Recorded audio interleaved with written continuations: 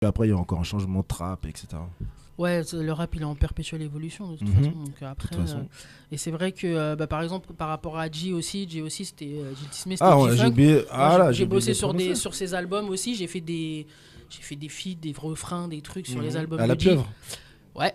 Ah, ah. Ah, non, toi, J'ai tu même connais fait les vrais on endroits, a quoi. même fait un clip on a fait un clip où c'était un clip assez super drôle complètement quel dans artiste? l'autodérision pour G pareil. Pour C'est J? pour G, Ok, ouais. ah, ok, ok. Et j'ai fait plein de voilà dans son petit aquarium là, Ça, on a c'est la bossé avec mafia plein de gens, camerounaise. il m'a fait bosser avec Rolka, Ah, Walka, bah, bien sûr. voilà, on a fait pas mal de trucs et tout parce que G voilà, c'était mon grand. Ah, bah, C'était mon grand. TSN, je les ai pas cités, mais c'est pareil, c'était West à Ouais, mort. complètement. C'était West à mort. Ah oui. Et puis après, bah, de toute façon, le son, même aux États-Unis, a changé. Ouais. Et après, il est revenu avec Kendrick Lamar. Et depuis, maintenant, les jeunes de 20, 25 ans, ils écoutent ça sans aucun problème, tu vois. Ouais. Alors qu'entre 2000 et 2010, Ouais, c'était parti dans autre chose, quoi. C'était complètement le son il était plutôt underground alors qu'en fait là c'est revenu encore sur le devant de la scène quoi. Exactement. Ouais. T'as fait beaucoup de choses mine de rien. T'as fait Mhm. t'as collaboré avec beaucoup de gens. Mhm. Alors que ce soit en écriture, en featuring, voilà, je vais en citer quelques-uns, juste quelques-uns. Bah, on a dit Gilles Tismé, donc du groupe Tout Simplement Noir, Stomy Bugsy, Driver. T'as travaillé avec Papillon, Mhm. rien que ça. Taro Oji, Taro, bien sûr. ouais. Donc quand même, ça va, tu Grenny t'ennuies 2. pas. Grenny 2, ouais, bien sûr. Bah après, dans différentes générations aussi, avec Ouais. A2H, Taipan, avec. J'avoue, il faudrait que j'ai.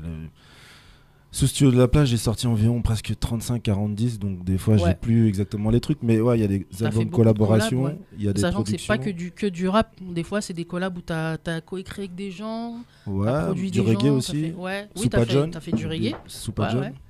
T'as fait un album entier reggae, il me semble, Ouais. même, d'ailleurs, ouais, complètement. Yeah. T'as bossé sur, donc ça j'ai découvert, t'as bossé sur les musiques du DVD du Jamel Comedy Club.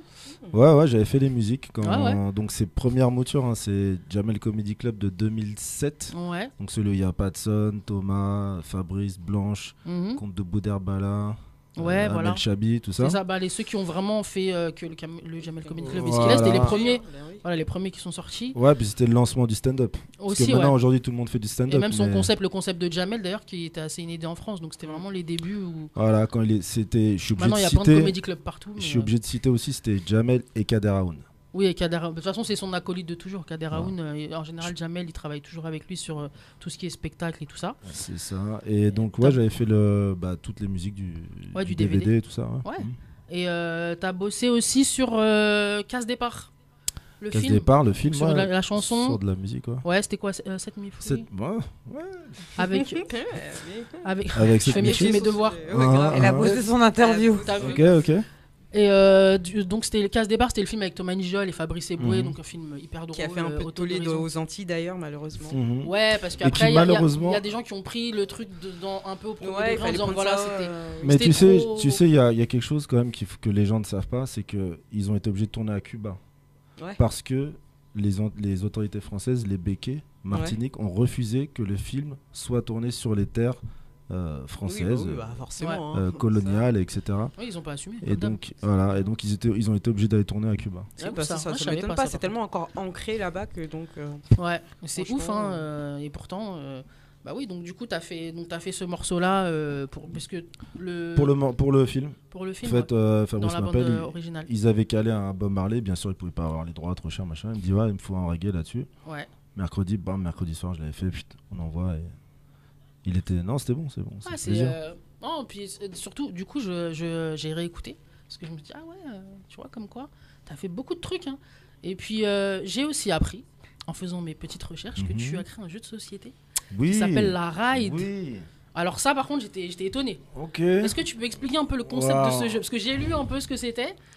C'est un jeu de plateau, en fait. Il y a 4 plateaux. Ouais. Dans chaque plateau, il y a une soirée. Et celui qui a fait les 4 soirées, il a gagné.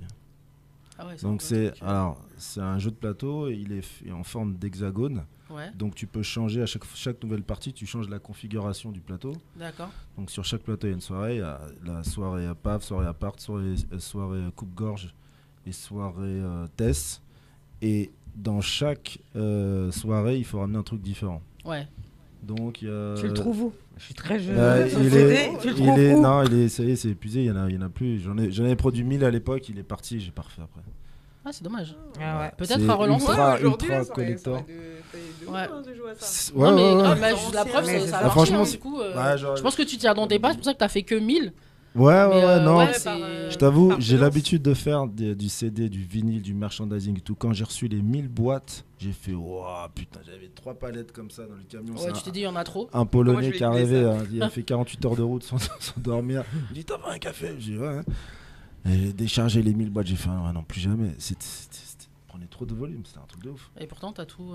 Mais ouais, non, tout est parti. Mais tu t'es gardé quand même un truc pour toi, quand même. Il m'en reste 2-3 à gauche, ouais. Bien sûr. Bah, 2-3 à gauche, on va aller les récupérer, voilà. Mais dis les choses, en fait. On va faire monter les enchères. Dis les choses. Il y en a 2-3 chez toi, à gauche, à droite, on va faire gauche-droite, il n'y a pas de problème, on va les récupérer. On se fait une soirée, on joue tous ensemble. Écoute, c'est mon anniversaire la semaine prochaine. On va faire une soirée jeux vidéo. Et jeux de plateau. Avec un petit pot d'autobronzant et après on est ouais, un petit peu pour la soirée test. On fera des petits punchs. Pour la soirée test, t'inquiète. Soirée coupe-gorge. Ah, moi je suis chaude, ouais. J'ai plateau là, vas-y. Non, c'est marrant. Non, mais c'est ça, j'étais étonné. Ça s'est venu comment cette idée?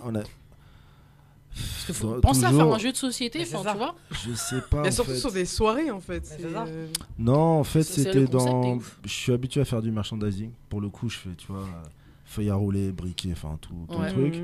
Et chercher une idée, tu vois, plus marrante. Je me suis dit, tiens, jeu de société, c'est pas mal en plus. En France, je pense qu'on est un des pays au monde qui consomme le plus de jeux de société. C'est vrai. Il y a vraiment un marché du jeu de société.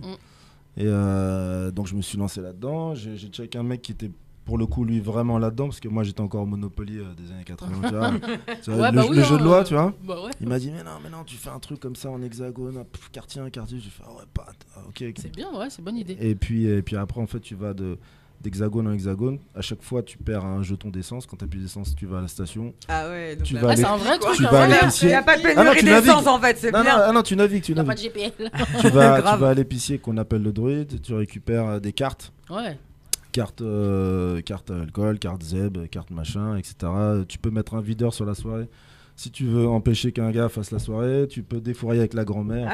Mardi prochain, tu ramènes le jeu. On joue en direct, on fait une émission. On va se filmer en train de jouer à ce truc. Ça a l'air d'être on va en récupérer un, on va le faire après une émission. On va se mettre dans le mood, on va mettre un petit bandana sur le côté. On va faire un direct dans jeu vidéo.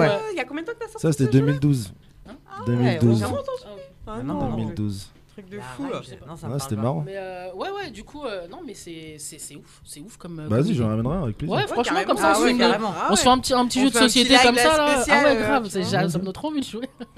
En parlant d'Hexagone, d'ailleurs, t'as participé au DVD 50-50 là. Ouais, et l'Hexagone. C'est ce dont on parlait tout à l'heure avec Thomas Nigel, pour ma part. Et en fait, c'était un DVD qui parlait, l'Hexagone, ils ont fait un petit parallèle avec Los Angeles pour le son de West Coast. Et du coup, t'étais dans le DVD?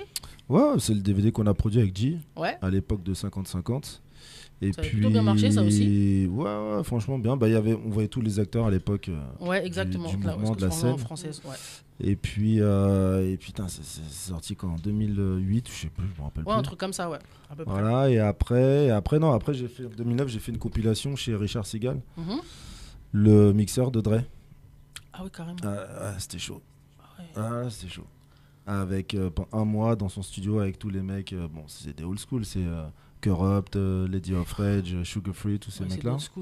Sauf J-Rock. Tu me dis des Corrupt, des Lady of Rage, je te dis. C'est la base. Non, mais pour ceux s'il y a des jeunes qui nous écoutent, peut-être ça leur parle moins, tu vois. Mais après, c'est ouf. J'ai raté J-Rock. En fait, il est monté. Et en plus, j'avais fait un son pour lui. À l'époque, je voulais lui, Nipsey et Bad Luck. Ouais. Et bam, je lui ai fait écouter les sons et tout. Et il dit en plus, bim sur tu vois, l'instru que je lui avais fait. Et il commence à freestyler.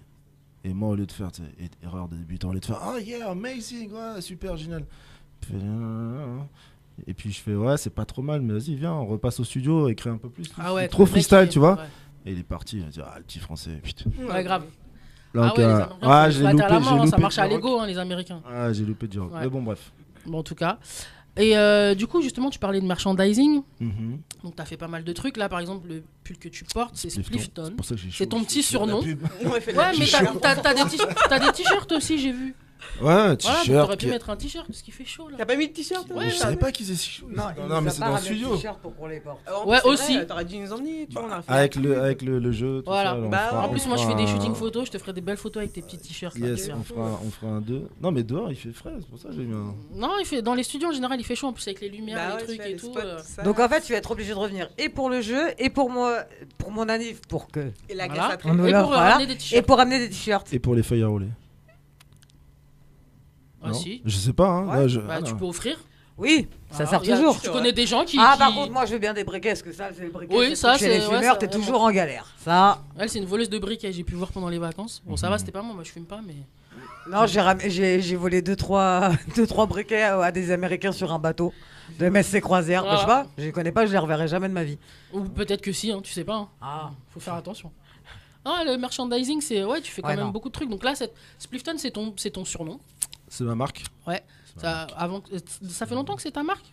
Depuis, je l'ai déposé il y a, je sais plus, 2004. Ah ouais, quand même. 2005, un truc comme ça. Et du coup, donc c'est une marque qui.